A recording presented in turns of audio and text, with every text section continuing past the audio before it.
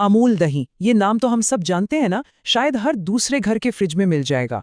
पर क्या हो अगर मैं कहूं कि हाल ही में हुए एक टेस्ट ने इसी जाने पहचाने दही पर बहुत ही सीरियस सवाल खड़े कर दिए हैं। आज हम इसी पूरे मामले की तह तक जाने वाले हैं। और सवाल सीधा सा है, लेकिन बहुत ही चुभने वाला। क्या ये दही, जिसे इतने सारे लोग खाते हैं, सच में खाने के लिए सेफ है?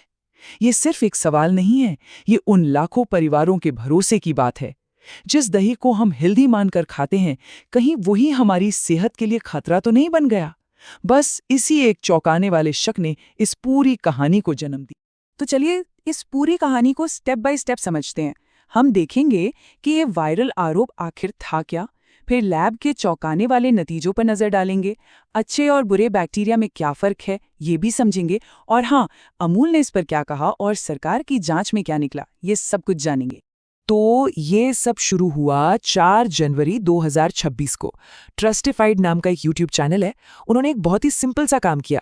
बाजार से अमूल मस्ती दही का एक पाउच खरीदा, बिल्कुल वैसे ही जैसे हम और आप खरीदते हैं, और बस उसे लैब टेस्टिंग के लिए भेज दिया। शायद उन्हें खुद भी अंदाजा नहीं था कि ये छोटा सा स्टेप कितना बड़ा तूफान लाने वाला है। और कहानी में ट्विस्ट यहीं से आता है। उन्होंने सिर्फ पाउच ही नहीं, कप वाला दही भी टेस्ट के लिए भेजा, और यहीं पर पूरी बात पलट गई। जो रिजल्ट्स आए वो इतने अलग थे, मतलब जमीन आसमान का फर्क था दोनों में। तो अब सीधा मुद्दे पर आते हैं, लैब रिपोर्ट में आखिर निकला क्या। चलिए पहले अच्छी बात जान लेते हैं। प्रोटीन की मात्रा जितनी बताई गई थी उससे थोड़ी ज्यादा ही निकली। सब ठीक लग रहा था, है ना? लेकिन ये तो बस तूफान से पहले की शांति थी। असली धमाका तो तब हुआ जब बैक्टीरिया की गिनती वाली रिपोर्ट आई। सबसे पहले बात करते हैं कोलीफॉर्म बैक्टीरिया की। अब देखिए, हमारी जो फूड सेफ्टी अथॉरिटी है FSSAI, वो कहती है कि 1 ग्राम में 10 यूनिट से ज़्यादा नहीं होने चाहिए। ठीक है, 10 यूनिट्स। लेकिन अमूल दही के पाउच वाले सैंपल में कितने मिले पता है?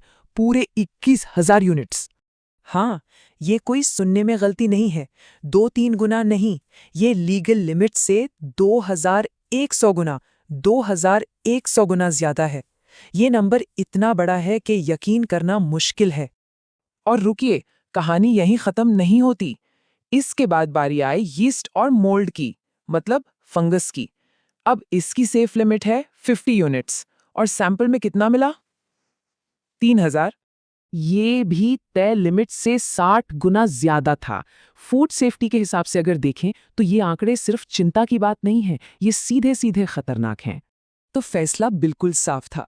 पाउच वाला दही इन सेफ्टी टेस्ट में बुरी तरह फेल हो गया, लेकिन जो कप वाला दही था वो सारे टेस्ट में पास हो गया।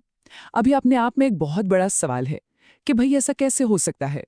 अब कई लोगों के मन में ये सवाल आ रहा होगा, अरे एक मिनट, दही तो होता ही बैक्टीरिया से है, और ये बात बिल्कुल सही है, लेकिन यहाँ पर अच्छे और बुरे बैक्टीरिया का फर्क समझना बहुत जरूरी है।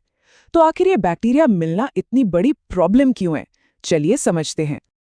देखिए, कोलीफॉर्म बैक्टीरिया वो बैक्टीरिया नहीं है जो दही बनाते हैं। ये दही में नेचुरली होते ही नहीं हैं। इनका मिलना एक तरह का रेड फ्लैग है।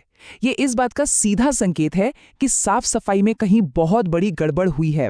हो सकता है गंदा पानी इस्तेमाल हुआ हो, या बनाने के प्रोसेस में कोई बड़ी लापरवाही हुई हो। सीधे शब्दों में ये बताता है कि कुछ तो बहुत गलत हुआ है। तो अब सवाल उठता है कि इससे सेहत पर क्या असर पड़ सकता है। एक्सपर्ट्स की माने तो इसे हल्के में बिल्कुल नहीं लेना चाहिए। इससे उल्टी दस्त से लेकर फूड पॉइजनिंग तक हो सकती है। और सोचिए, बच्चों, बुजुर्गों या जिनकी इम्यूनिटी थोड़ी कमजोर है, उनके लिए ये कितना खतरनाक हो सकता है। कुछ फंगस तो ऐसे टॉक्सिन्स भी बना सकते हैं जो सीधे लिवर को नुकसान पहुंचाएं।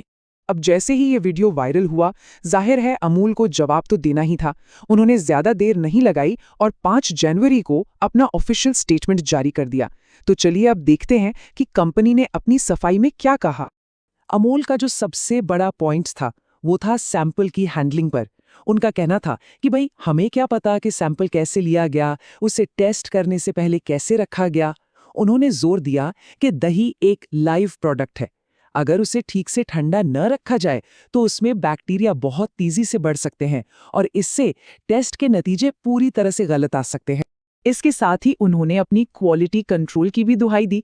बताया कि उनके सारे प्लान्स ISO सर्टिफाइड हैं, हर प्रोडक्ट 50 से ज़्यादा कड़े क्वालिटी चेक से गुजरता है, और ये भी कहा कि पाउच और कप वाले दही की क्वालिटी में कोई फर्क है ही नहीं, सिर्फ पैकेजिंग अलग है।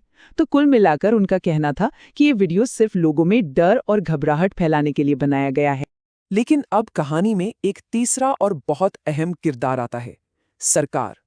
इस पूरे हंगामे के बाद सरकारी फूड सेफ्टी डिपार्टमेंट्स भी हरकत में आए और उन्होंने खुद सैंपल उठाकर उनकी जांच शुरू कर दी।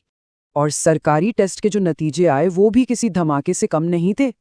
अकेले बुलंदशहर में फूड डिपार्टमेंट ने अमूल दही के 35 सैंपल लिए, और जानते हैं नतीजा क्या निकला?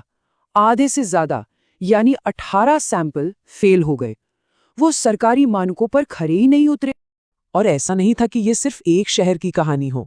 गाजियाबाद और दिल्ली में भी सरकारी टीमों को ऐसे ही सैंपल्स मिले जो सेफ्टी स्टैंडर्ड्स को पूरा नहीं कर पाए। इससे अमूल का वो तर्क भी कमजोर पड़ जाता है कि शायद एक आध सैंपल खराब होगा। जब अलग अलग शहरों में एक ही जैसी प्रॉब्लम मिल रही है तो ये किसी बड़ी और सिस्टमैटिक गड़बड़ की तरफ इशारा करता है। तो इन सब बातों का मतलब क्या है? जब हम अगली बार सुपरमार्केट में दही खरीदने जाएं तो हमें क्या सोचना चाहिए? चलिए इस पूरी जांच का जो निचोड़ है उसे समझते हैं। देखिए, सबूत तो अब काफी साफ है। एक प्राइवेट लैब का टेस्ट और फिर कई शहरों में सरकारी जांच, सब एक ही तरफ इशारा कर रहे हैं कि खास तौर पर पाउच में पैक होने वाले दही के साथ सेफ्टी का कोई बड़ा इशू हो सकता है।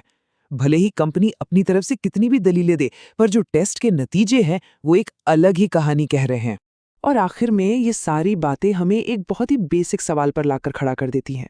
इन सब रिपोर्ट्स और एक्सपर्ट्स की राय को सुनने के बाद क्या पैकेट वाले दही पर आंख बंद करके भरोसा किया जा सकता है, या फिर सबसे अच्छा और सेफ ऑप्शन वही है जो हमारी दादी नानी करती थी, घर पर ही दही जमाना, जहां सब कुछ अपनी आंखों के सामने हो, अपने कंट्रोल में हो? इसका जवाब अब हम सबको अपने अपने लिए खुद ही ढूंढना होगा।